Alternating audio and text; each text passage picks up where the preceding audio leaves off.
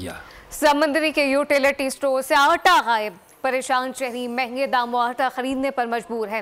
Utility store पर चीनी की कीमतों ने भी इस वक्त आवाम को परेशान कर दिया है। मजीद बात करते हैं नुमाइंदा बोल न्यूज़ राव खिजर से। जी राव, समुद्री और गिरदोनवा में यूटिलिटी स्टोर पर आटे की शदीद किल्लत देखने में आ रही है और चीनी भी महंगे दामों फ़रोख्त की जा रही है। जब इस हवाले से मेरे साथ एक शहरी मौजूद है, मज़ीद उनसे जानते हैं कि उनका इस बारे में क्या कहना है।